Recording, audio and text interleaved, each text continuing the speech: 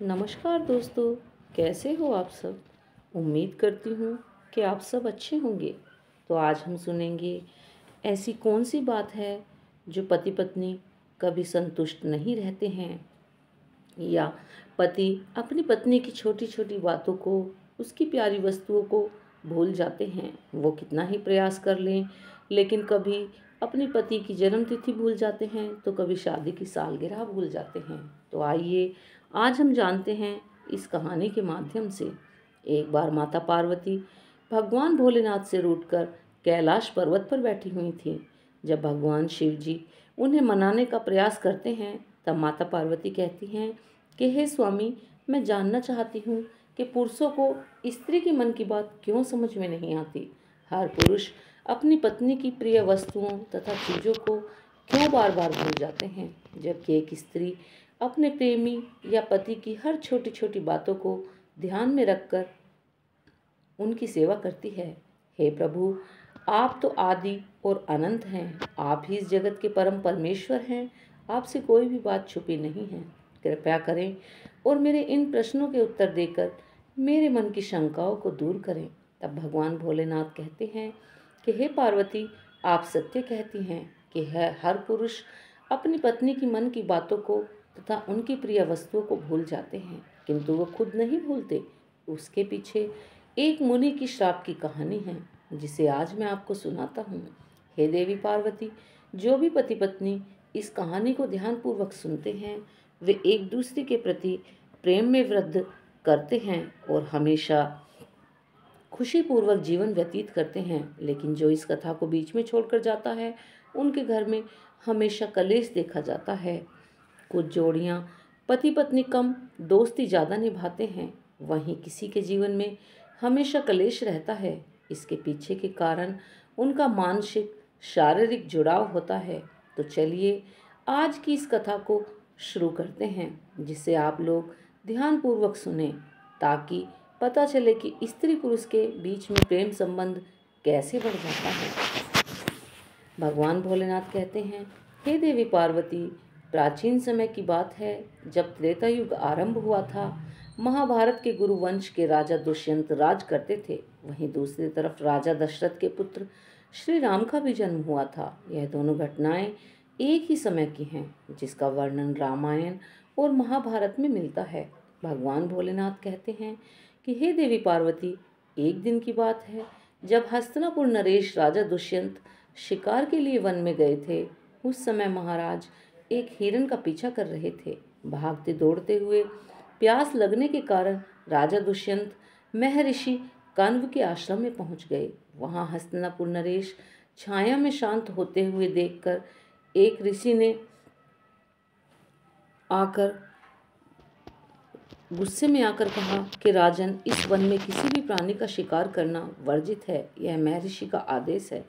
तब ऋषि की बात सुन राजा दुष्यंत ने शिकार न करने का निर्णय लेते हुए उन्हें वचन दिया कि वे वहां से वापस अपने रथ की ओर जाने लगे। तभी निराश होकर राजा दुष्यंत को वापस जाता देख उस ऋषि ने उन्हें आश्रम के अंदर आने के लिए कहा। उन ऋषि का आदर करते हुए राजा दुष्यंत उनकी बातों को नहीं टाल सके और आश्रम के अंदर चले गए।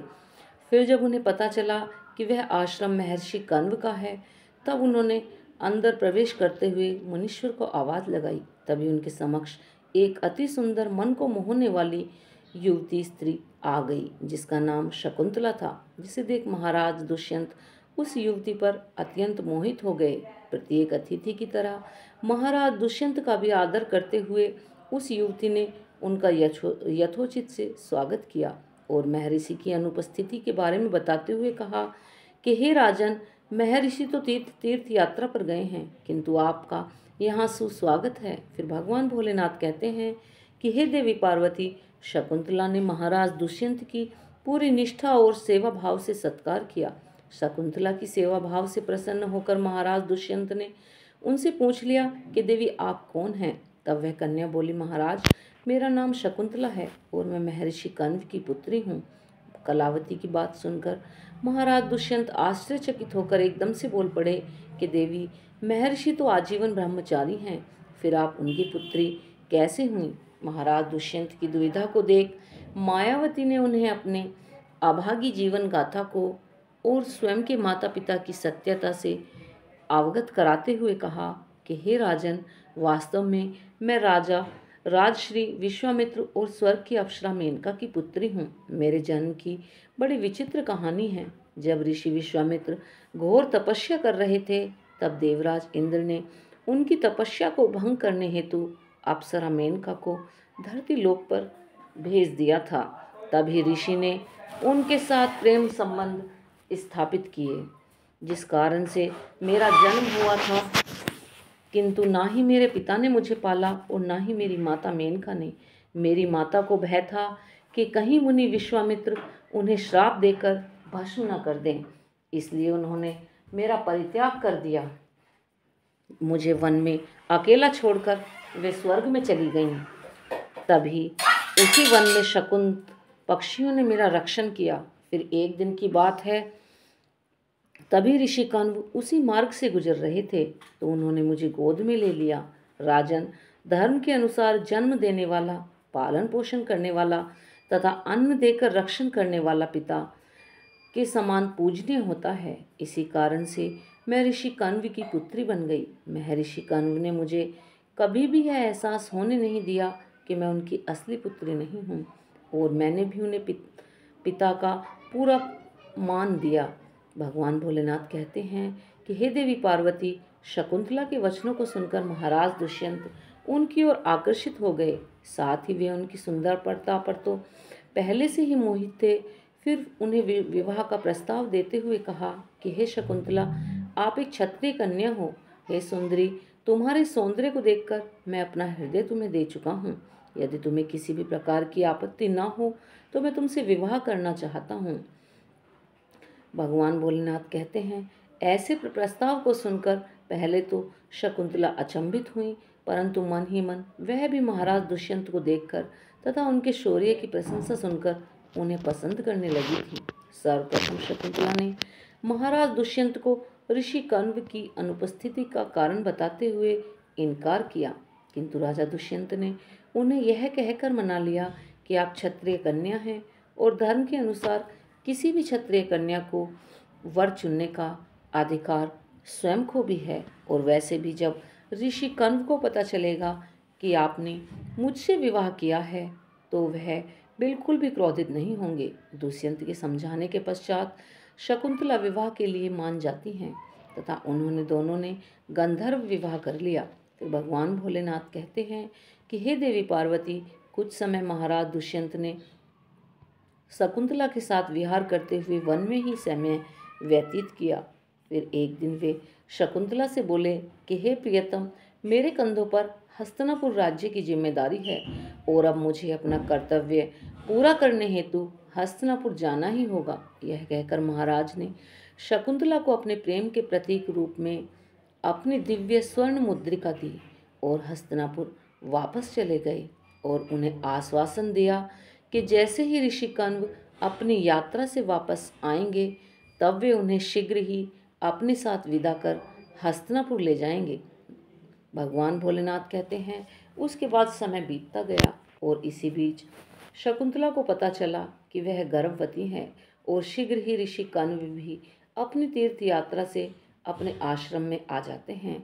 जो प्रसन्नता पूर्वक शकुंतला ने उन्हें महाराज दुष्यंत के साथ अपने गंधर्व विवाह के बारे में बताया, यह समाचार सुनकर ऋषि कण्व पहले तो बहुत प्रसन्न हुए, परंतु उसके बाद महर्षि कण्व ने शकुंतला को धर्म का ज्ञान देते हुए कहा कि हे पुत्री, विवाह के पश्चात किसी भी कन्या को अपने पिता के घर में रहना उचित नहीं होता है, और बोले कि एक विवाहित कन्या का विवाह होने के बाद उसके पिता का घर पराया हो जाता है तथा उसका अपना घर पति का ही घर होता है। जो स्त्री पति के सुख दुख में साथ रहती है, वह पति और पिता का गौरव बढ़ाती है और हर परिस्थिति में एक स्त्री को अपने पति का साथ देना चाहिए।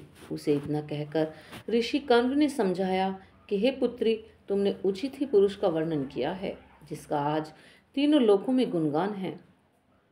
फिर भगवान भोलेनाथ कहते हैं कि हे पार्वती, महर्षि कण्व ने खुशी खुशी अपनी पुत्री शकुंतला की विदाई करते हुए उन्हें अपने 4 शिष्यों और एक दासी के साथ हस्तिनापुर के लिए रवाना कर दिया। आश्रम से हस्तिनापुर के लिए आगे बढ़ते हुए मार्ग में एक शिष्य ने शकुंतला से कहा कि सरोवर के पास रुककर तुम विश्राम कीजिए। तब शकुंतला भी बहुत थक चुकी थी, इसलिए उन्होंने सहमति दे दी और अपनी दासी के साथ विश्राम करने लगी। जब शकुंतला सरोवर में पानी पीने गई तब उन्हें पता भी नहीं चला और उनके हाथ से महाराज दुष्यंत के द्वारा प्रेम रूपी उपहार में दी गई अंगूठी सरोवर में उनके हाथ से निकलकर गिर गई। वहीं दूसरी तरफ उस अंगूठी को सरोवर की एक मछली ने निगल लिया। फिर अगले दिन जब शकुंतला हस्तिनापुर पहुंची और वहां के राज दरबार में गईं, परंतु राजा दुष्यंत ने उन्हें पहचानने से इनकार कर दिया। वह बार बार सभासदों के सामने कहती रही कि महाराज, मैं आपकी पत्नी शकुंतला हूँ, लेकिन महाराज दुष्यंत ने यह कहते हुए पहचानने से मना कर दिया कि मैं तुम्हें नहीं जानता, यह औरत कौन है। ऐसा कहकर अपने सैनिकों द्वारा उसे राज्य से बाहर निकाल दिया। भगवान भोलेनाथ कहते हैं कि हे देवी पार्वती, मैं आपको विस्तार से बता दूं कि शकुंतला से विवाह के पश्चात जब महाराज दुष्यंत वापस हस्तिनापुर लौट रहे थे तो वे महर्षि दुर्वासा के आश्रम के पास से गुजर रहे थे। तभी राजन अपनी प्रिय पत्नी और राज्य के विचारों में पूरी तरह से डूब चुके थे। जब उन्हें महर्षि दुर्वासा ने आवाज़ लगाई, फिर भी उन्हें नज़रअंदाज करते हुए राजन आगे बढ़ने लगे। इस तरह जाने अनजाने किए हुए अपराध से ऋषि ने क्रोधित होकर राजा दुष्यंत को श्राप दे दिया और कहा कि हे राजन, इस समय तुम अपने विचारों में खोए हुए एक मुनि की आज्ञा का पालन न करते हुए आगे बढ़े हो। तुम अपनी सबसे प्रिय वस्तु को भूल जाओ, यह मेरा श्राप है। फिर भगवान भोलेनाथ कहते हैं कि हे देवी पार्वती, महर्षि दुर्वासा के श्राप रूपी कठोर वचनों को सुनकर महाराज दुष्यंत अत्यंत घबरा गए और ऋषि दुर्वासा के चरणों में नतमस्तक हुए। और फिर राजा दुष्यंत को के बार बार विनती करने पर ऋषि दुर्वासा ने कहा कि हे राजन, मैं श्राप तो वापस नहीं ले सकता, लेकिन जब तुम कोई सूचक चिन्ह देखोगे तो तुम उसे पहचान जाओगे, अर्थात तुम्हारी यादें और शक्ति वापस आ जाएगी। तब भगवान भोलेनाथ कहते हैं कि हे देवी पार्वती, उधर हस्तिनापुर में महाराज दुष्यंत शकुंतला के साथ हुए अन्याय को भूल अपना राजपाट संभालने में व्यस्त हो जाते हैं। परंतु एक दिन जिस मछली ने पानी पीते समय शकुंतला की अंगूठी को निगला था, वह एक मछुआरे के जाल में फंस जाती है और जब मछुआरे ने उसे काटा तो उसमें चमचमाती सोने की अंगूठी मिली। उस अंगूठी को देखकर मछुआरा बहुत खुश हुआ और वह उस अंगूठी को बेचने के लिए राज्य के एक सुनार के पास पहुंच गया।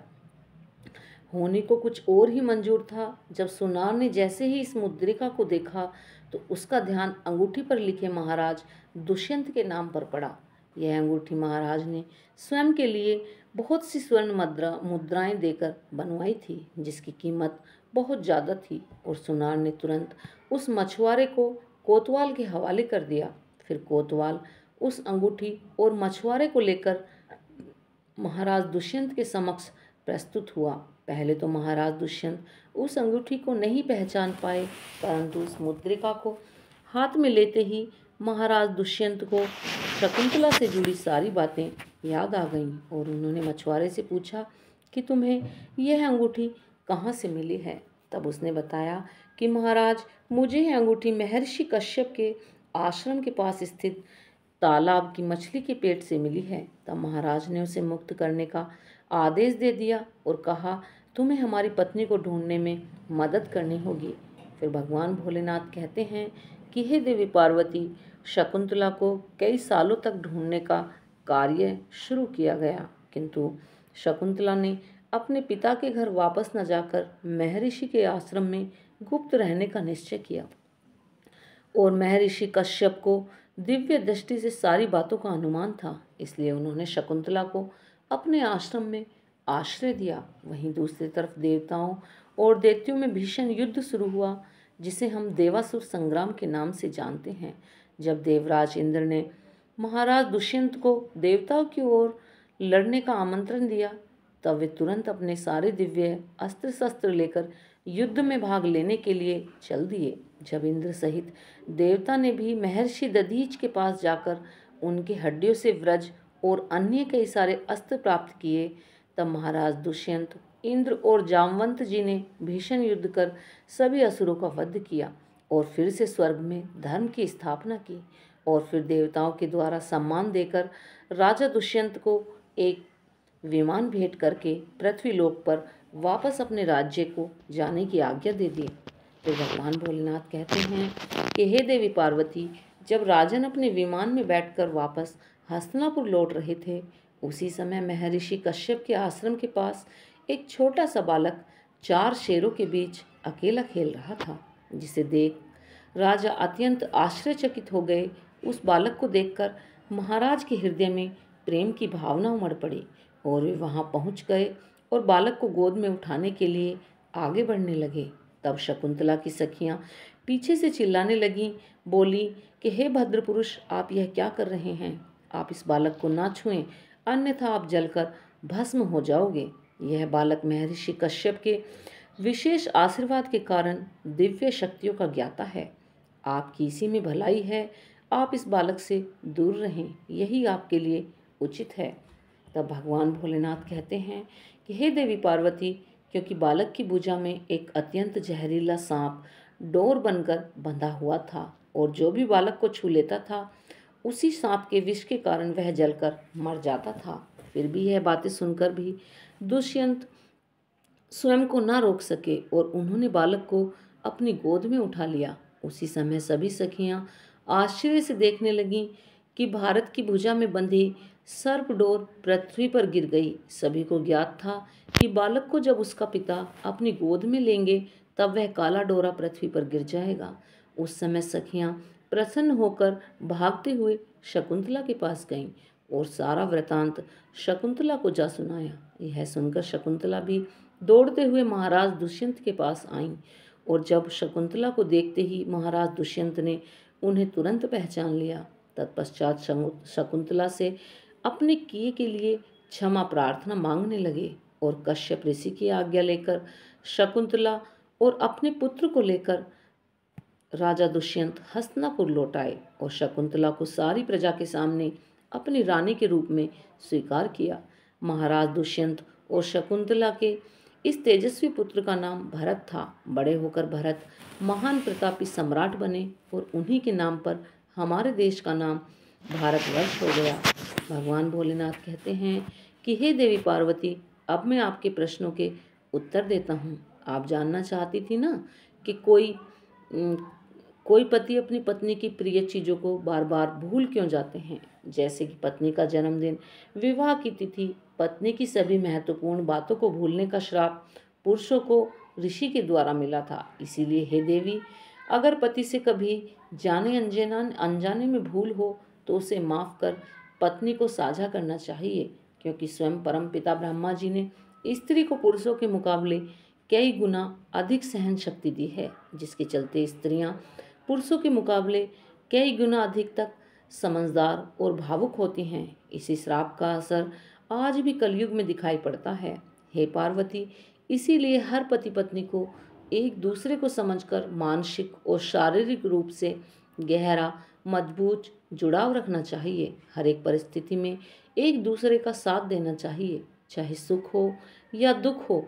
फिर भगवान भोलेनाथ कहते हैं कि हे देवी पार्वती, जो भी पति पत्नी मेरी इस कथा को पूरी श्रद्धा के साथ सुनते हैं, मेरी पूजा आराधना करते हैं, मैं उनके जीवन के समस्त पापों को और दुखों को नष्ट कर देता हूँ तथा मृत्यु के बाद उन्हें मुक्ति देता हूँ। तो दोस्तों, अगर आपको ये हमारी कथा पसंद आई हो तो प्लीज़ हमारे चैनल को सब्सक्राइब करें, वीडियो को लाइक और शेयर करें। और हाँ, जिन्होंने अभी तक चैनल को सब्सक्राइब नहीं किया है वो सब्सक्राइब करें और कमेंट में हर हर महादेव लिखना बिल्कुल भी ना भूलें।